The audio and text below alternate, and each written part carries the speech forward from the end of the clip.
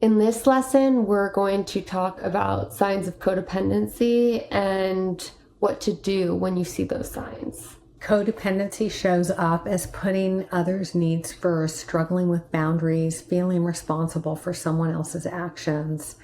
And these behaviors often emerge when supporting a loved one with addiction.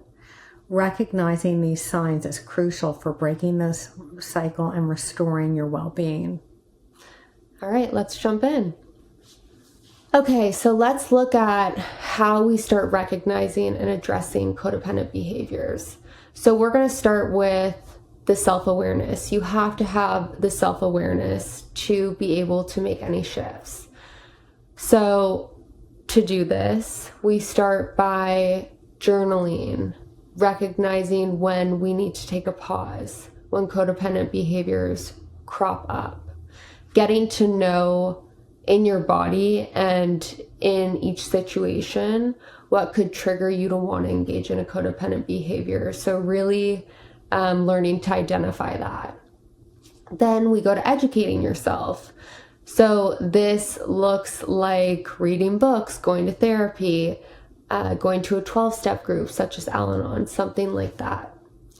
Then we go to seeking support. So this could be through support groups. We'll talk a little bit about our support group so you have the information. This could be through talking to friends, something of that nature. And then finally we go to setting boundaries. And we did discuss this in lesson 1. Obviously, we'll continue to discuss this more, but boundaries are the key to change. So self-awareness is really key in terms of being onto ourselves, in terms of when we feel different kinds of triggers.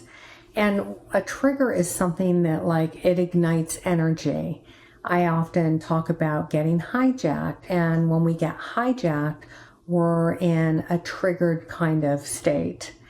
And so identifying those situations or interactions that can lead us into walking on eggshells or people pleasing or going off the rails because we just get so upset. Identifying those situations or interactions that lead to codependent behavior, it's important because that's where we get to make the shifts. Mm-hmm. We can say, who do I want to be right now? Or we can take a pause. Monitoring our physical responses. Where is this in my body? Pay attention to how your body reacts. And it's often where you don't even need words, you feel overcome by the feeling and you want to look and say, where is this in my body? Mm-hmm. Because then we're going to take a pause and take a breath. A lot of times we're not even breathing. We're our breathing is from here up. Mm-hmm. So taking a pause, there's something in Al-Anon called HALT, hungry, angry, lonely, tired. And when we feel one of those things, we halt everything. This is the kind of pause that's important in self-awareness because it gives us a beat to think, where am I right now? Are my feet on the ground? And so pausing when you feel those things can help give us time for a healthier response. Another tool for self-awareness that's really great is journaling. Journaling for clarity is very, very helpful in terms of being able to get our feelings out, getting emotionally organized on paper. Mm-hmm. There's something about pen to paper that is so powerful. It holds you accountable to your feelings and your thoughts, and it's nice to be able to go back and reference because it gets really crazy up here sometimes. And so to be able to externalize what's going on for you is huge in terms of increasing self-awareness and being able to reach that space of pausing. So it integrates the thoughts, feelings, and emotions. There's a great book called The Artist's Way, which uses a lot of journaling, morning pages to bring self-awareness. And so that's a great tool. Okay, so now we're going to talk about educating yourself. So we start with empowerment through knowledge. Understanding codependency and addiction is absolutely imperative to you being able to make some shifts in your life. Then we go to breaking the cycle. And really what we're talking about here is breaking free from denial and developing healthier relationships. So not continuing to engage in the same codependent dynamic that is causing you to feel burnt out, resentful, and engaging in fear. And breaking the cycle, like we talked about, the systemic issues in a dysfunctional family. And when one person gets healthy, the system changes. That is actually breaking the cycle. And then internally breaking our own cycle, it comes from knowledge. If we have the knowledge, that's when we get to be onto ourselves. If we're starting to lapse into old behaviors like walking on eggshells or mapping out a plan so that certain things don't happen. The recommended reading, the books will be on a resource page, but two of our favorite books, Codependent No More and The 4 Agreements by Don Miguel Ruiz. The 4 Agreements it's just such a game changer because it's really how a person can behave and have insight into their own behavior. And once we have that knowledge, we have the choice to make these shifts. And then for gaining knowledge on codependency, Codependent No More is such a great book, easy read, and really articulate in gaining more insight on codependency. Yeah, so that combined with the 4 agreements, we feel like it goes 360. And just quickly, the 4 agreements: be impeccable with your word, don't personalize, don't make assumptions, and do your best. It's a brilliant book. And then just, continuing to learn, continuing to read or join some support groups or go to Al-Anon or Codependence Anonymous. There's all kinds of ways to continue to educate yourself so that you can break the cycle in your own family. And I think also being willing to learn about yourself and remaining teachable and curious when things come up within yourself instead of going to a place of judgment is really, really key here. Absolutely. Okay, so now we're going to talk about setting boundaries, which obviously we love boundaries. This is what we've brought up several times throughout the class. So we start by knowing your cues. So that goes back to what we were saying with the body scanning, of really being able, when you're feeling a little anxious or you're noticing something's coming up for you, trying to identify, where is it out of my body? Okay, what do I need to do right now? Usually this indicates a pause. So let's pause and assess what's going on for yourself. Then we have healthy boundaries versus codependency. So are you acting out of fear? Are you trying to control an outcome? Or are you setting a boundary? Are you putting limits down, letting others know what you're needing? And we have control what you can. So really trying to relinquish control here and focus on what can you actually control versus what are you powerless over. So often in codependency, we try to control what we actually can't, and we end up gaining a false sense of control. So setting boundaries with the understanding that we can only control our own actions and we can't control others' reactions to that. And then we have clean boundaries. So before setting a boundary, identifying what limit you want to set. Is it coming from a place of self-care, or am I trying to control an outcome? And having it come from a place of taking care of you versus having it be punishing or vindictive. And we're going to talk about an example that goes through all of these. Yes.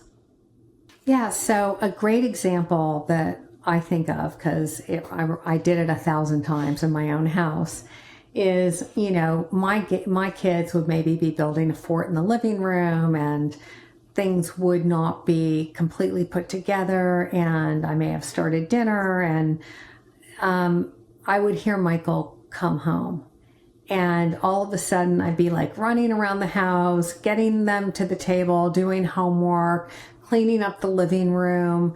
And I think about it now and I think, wow, what would life have looked like if I had just allowed things to kind of be as they were, the kids having a blast, building a fort, you with playing with Sally, and knowing that we were going to get to homework and that dinner was started and everything was kind of in motion, what would have happened, and what may have happened, is that Michael would have come home, walked in the door, been a little annoyed that things were that way, said something terse.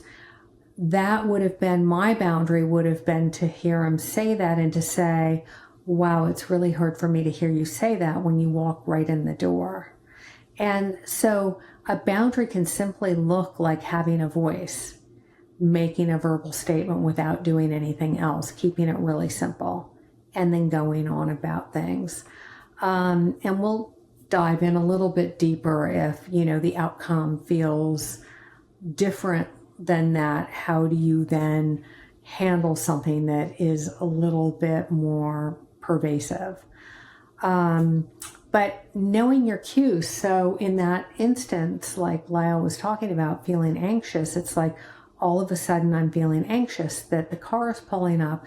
I have a choice to make then.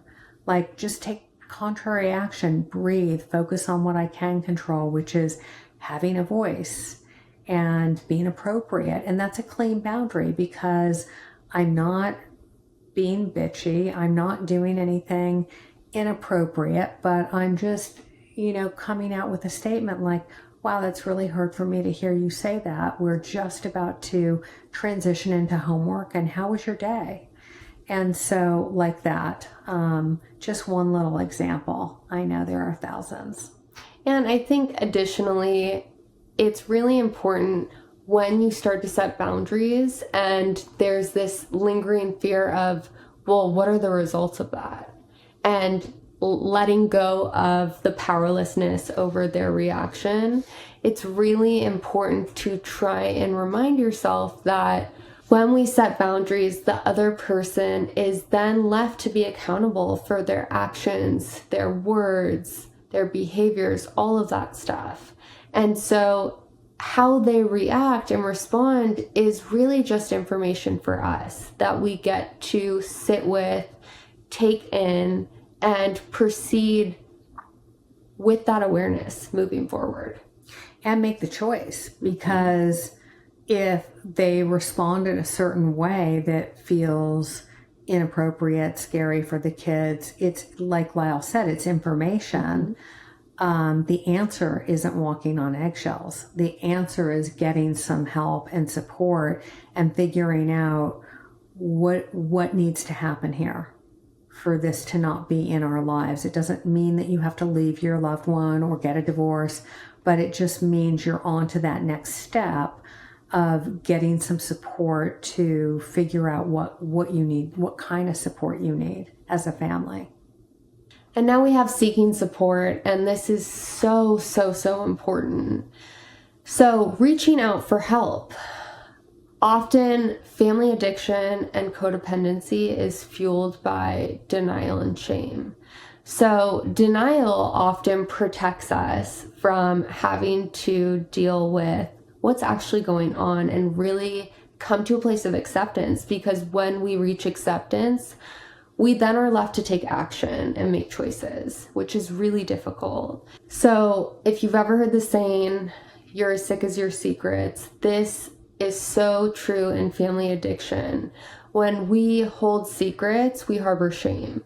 And obviously, someone either struggling with drugs or getting obliterated out at a dinner party isn't socially acceptable or ideal. And so it's very normal for families to not want other people to know about this, to not air their dirty laundry. And unfortunately, when we keep secrets or when we are in a state of denial and trying to cover up behaviors, we harbor such fierce shame. And the beauty of reaching out for help is that that shame is silenced. It can't hold power over you when you're opening up and you aren't keeping it in your head and within yourself. And so that's the first step for seeking support, is just reaching out for help. We have a support group the first and third Tuesday evening of every month. It started about 13 years ago, and it came to be born because the treatment center that Lyle went to for a year asked if I would start a support group where I was living. And I used the same format, which was amazing. They had already spent years and years developing this format for their support group. And it's been in existence ever since. It is a labor of love. It's free to the community. We love it. And it's very intimate. It's safe. And the thing that makes it unique, it's not an Al-Anon meeting where there's no crosstalk, although we do really try to keep people on track. But it's just a very safe place to come and share, or not share, but share about what's going on for you right now. And then the participants are able to offer their experience, strength, and hope. So when I was in a similar situation, here are some things that really helped me through. And the beauty is that you walk away after that hour and 15 minutes with a bunch of coping tools, tidbits that you can use not just in your own situation, but maybe something outside of that situation, or it's a self-care tip. So we really love our support group. We love facilitating it. And it's been free to the community for a really long time. And I think the beauty of support groups is that you just don't feel alone. Mm-hmm. All of a sudden, it's not you against the world. You have people walking through the exact same thing, or who have even overcome the exact same thing. So it can instill hope. It gives you a sense of community, and it really cuts out that loneliness. It was in person up until the pandemic, and then it went to Zoom, which was a total godsend because we've had people from England and Australia and all over attend the support group. And while it remains fairly intimate, and we do ask that cameras are on, it is available to anybody that would like to come that has a loved one that has challenges with mental health and or addiction.